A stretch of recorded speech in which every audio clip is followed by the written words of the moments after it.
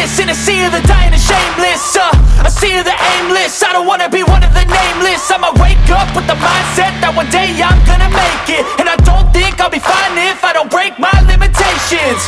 Don't try to stop me, I exist to write my own story.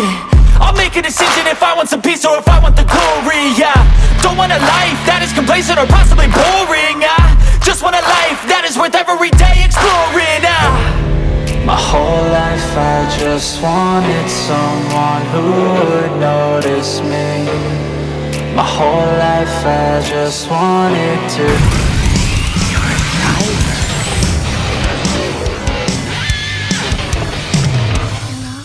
Welcome back to another Drift ElCamino build.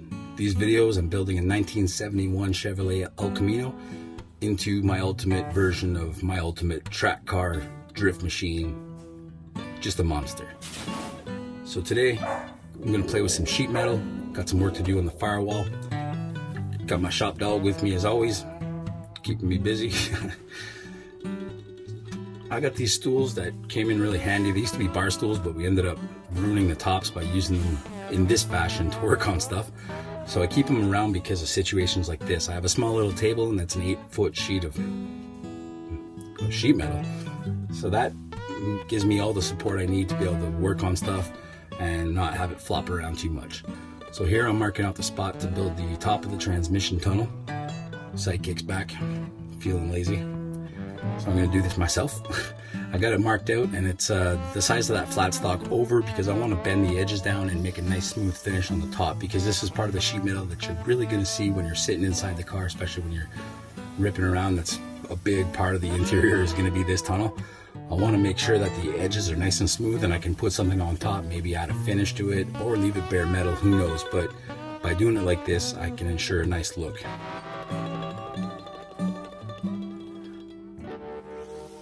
In this situation, plasma cutter ultimately would be ideal, but I'm working on it. So I'm marking off the spots where I got to cut out for the transmission tunnel. The reason I didn't do the circle was it's going to be really tough to do that clean with the grinder. Regulations for most tracks say that you have to have some sort of boot on there, some sort of fireproof thing to keep the flames from coming up.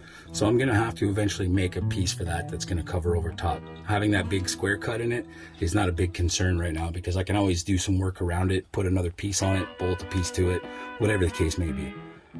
I'm hoping to get a rip nut gun soon so I don't have to do that welded nut technique anymore, and that'll make things way better. So here I'm doing a little bead rolling just to keep that part stiff. I want the center to stay really stiff because since it's in the middle and it's quite a big area, I don't want it flopping around every time it hits a bump or gets on acceleration or moves a little bit. It's going to make that weird thunder sound inside and probably a lot of vibration. So by putting the beads in it, it makes it strong and it kind of gives it a cool look too.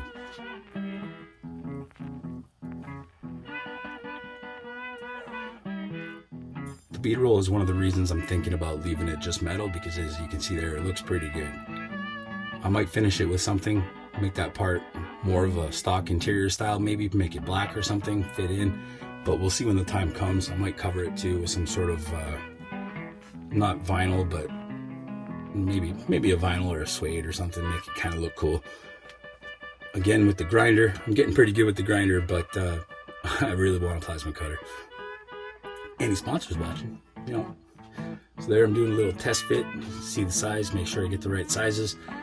I put a piece of metal in there and just traced out where the inside of the floor is, and then I know that I can cut a little bit bigger and be able to have enough meat on the metal left to be able to weld onto it. So taking the flat stock, it's a good way to make a straight edge, and then I can put my lines in for where I'm going to bead roll on that. One of the tricks with the bead roller is actually making sure that you have nice straight lines and follow it. I tried to do it freestyle a few times and it really didn't work out. As good as I thought I was, it's really tough with that bead roller. You have to move the metal around and keep the wheels going. So it's not like drawing a picture or just like standing back and looking something. You really have to pay attention to what direction you're going, and every little movement makes an insane difference in the way it comes out. It's actually a lot harder than I thought it would be, and honestly, it kind of shows in the build because there's some that are like really obviously off a bit and some that are cool, and then you can see the ones where I tried to freestyle it. So here I take a big piece of cardboard, throw it in there, I think it's that plastic board, whatever, and then make a stencil for that side of the firewall. That one's much bigger because on the driver's side, I have a flat stock in it. I have a flat plate of steel rather, and that holds up my pedals and my clutch and my brake and my throttle, and it gives me a good place to mount the reservoirs and everything and the cylinders.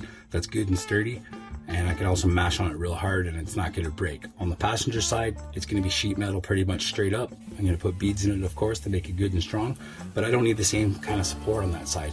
And I would really like to put in some sort of floor plate that people can rest their feet on, kind of like I have the dead pedal on the driver's side that I still have to fabricate. But they're going to have something to put their feet on and really push themselves into the seat so that they can stay good and steady, which is going to help for hopefully a lot of people filming and stuff like that. There I put my lines on for the bead roll again. Because it's not the same as the other side, I don't have to really match it. And there you can see I went right off of a line, but the idea behind that was to make a smoother bend. It's really tough to get some nice round corners in it because you have to turn the metal at the exact same time as you're turning that arm, as you can see there. I do pretty good, but like it's really a lot tougher than I thought. If you ever get a chance to try it, you'll see what I mean. And then getting it back to the exact same spot is the very important thing too, because that could totally ruin the lines in it. So that's why it's important to have lines already drawn on it. Here I'm putting it in, you can see it really come together now. Since I'm playing around in the firewall, I figured it's a good time to start setting up the dash and figuring out where that's going to mount. Now, a lot of people might not be happy about this, but I'm basically tearing apart an SS dash.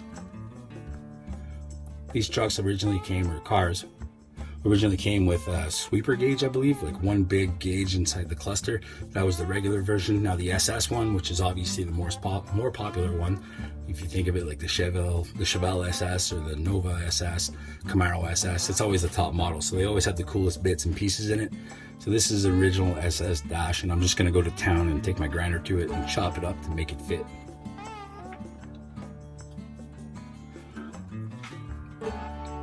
A project like this, a lot of the race guys and a lot of the younger guys I think are really going to appreciate it, but a lot of the fanatics about these things and like a lot of the purists, it's going to make them hurt a little bit.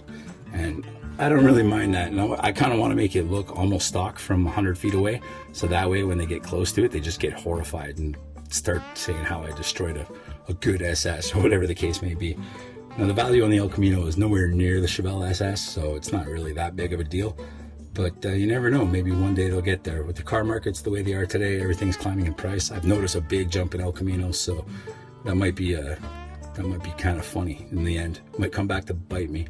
This thing wasn't really a perfect car to begin with. It was very rotten when I got it. That's why there's no more floors left in it and everything. I basically had to chop the entire thing out. The only thing that's still there is the roof, but that has a big gaping hole in it too, and I have to fix that later on when I start doing body work.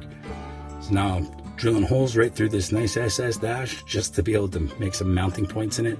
I'm going to kind of keep it simple for right now because I just need to know where it sits. I don't need to mount it permanently. That'll come later. For now, I just got to get it in there and make sure everything else clears because I'm making the tunnel for the firewall and everything else. I want to make sure the dash is going to fit, and then I can start thinking about where I'm going to put stuff like my ECUs or any other accessories I might need inside the car, how I'm going to set up my gauges, what gauges I'm going to put in it, if I need to use anything external, if I put a fuel gauge that can't be in the car because there's rules about that. Anyways, this is just a quick solution to make sure everything fits.